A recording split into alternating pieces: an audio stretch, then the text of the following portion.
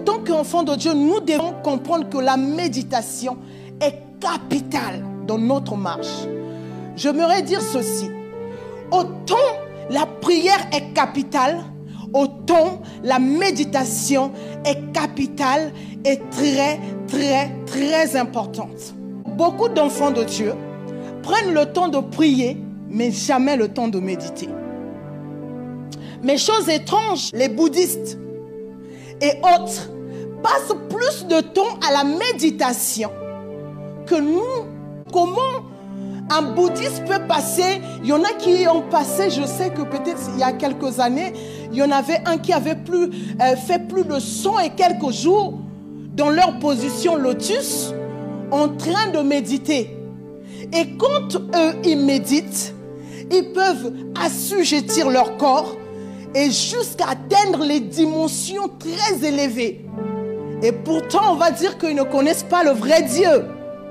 Vous voyez que quelqu'un qui n'a pas Jésus arrive à méditer, à faire des grandes choses, alors que nous qui avons Jésus, nous sommes incapables. Si un païen peut transcender par la méditation, combien le sera l'enfant, la personne qui a Jésus dans sa vie? Je ne sais pas si je parle un peu. La première chose que la méditation nous apprend, c'est que c'est la voix de Dieu qui a de l'avantage sur d'autres voix. La méditation a pour mission de valoriser premièrement la voix de Dieu, pas d'autres voix, pas ta propre voix, pas la voix de ton père, pas la voix de ta mère. C'est comme ça qu'on arrive à être stable. Le fait de sonder, d'examiner, d'éprouver les choses. Tu découvres les pensées de Dieu. Tu découvres la voix de Dieu. Tu découvres Dieu. En fait, vous savez qu'est-ce qui se passe? Le monde nous forme pour que nous méditons sur nous. Mais c'est grave. Revenons à Josué. Le Seigneur dit à Josué, médite pour réussir dans tes entreprises. Ça veut dire que le regard que tu dois avoir premièrement, c'est d'abord sur ma personne pour découvrir ensuite ce que tu dois faire. Aujourd'hui, on ne le fait pas. La méditation t'apprend qui est Dieu. La méditation t'apprend les voies de Dieu. Découvrir Dieu, ensuite tu découvres le chemin. Quel est le chemin qui se présente devant toi? C'est Dieu qui va te le montrer. Est-ce qu'il faut passer par les eaux? Est-ce qu'il faut passer par le bois? Ou il faut passer par le chemin élastique?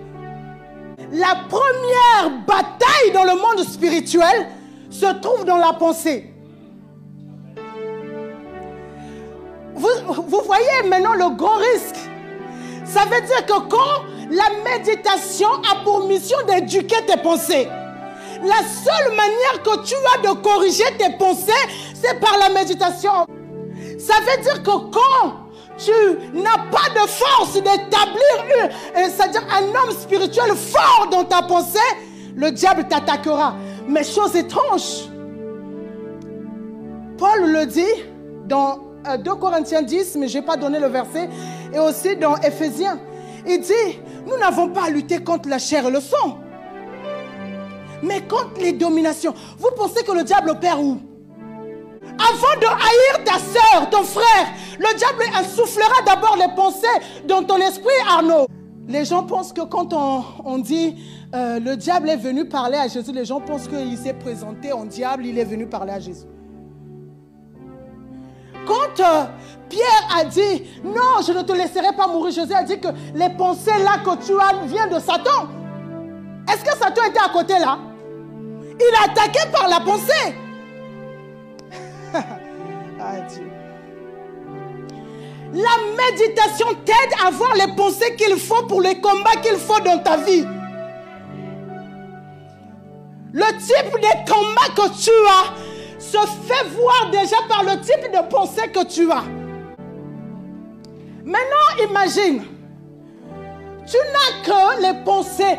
Parce qu'il faut vous dire d'abord, premièrement, on n'a pas tous les mêmes ennemis. Alléluia. Toi, peut-être, tu vas avoir Goliath. Moi, mon ennemi, c'est le sexe. Alléluia. Maintenant, quand l'ennemi de ta vie se présente, il se présentera par les envies. Par le type des envies qu'il possède. Bon, imagine-toi. Ta vie, la famille, tes aïeux ont sacrifié votre vie sexuelle, vos mariages ou autres. Tu penses que le diable t'utilisera quoi? Mais les pensées sexuelles. Quand tu vois, tu tombes sur un film porno comme ça, au lieu de zapper, toi je veux voir un peu. Le monde, hein, tu es en train de crier le monde, hein, mais au fond, la pensée est déjà rentrée en toi. Alléluia. Tu vois un frère qui a mis les styles que tu aimes, tu commences à baver. Mais dès que tu fais là, les pensées s'installent, c'est ce qu'on oublie. Mais parce que c'est pourquoi Jésus l'a dit. Oh, Jésus l'a dit que avant c'était quand tu as couché avec la femme de ton frère que tu es tombé dans l'adultère. Maintenant le fait d'y penser, parce que le combat est plus haut. Qu'est-ce que je fais? Je dois éduquer mes pensées à ne pas regarder bien. C'est quand je vois là, je dévie. Alléluia. Vous savez, parfois, nous qui prêchons, on voit des choses. Surtout en été. Tu peux prêcher comme ça, une sœur a une jupe courte. Mais quand tu prêches là, les yeux sont là. Parfois, vous ne comprenez pas, le pasteur a seulement là. Oh, il y a des choses là-bas. Il évite de regarder là-bas.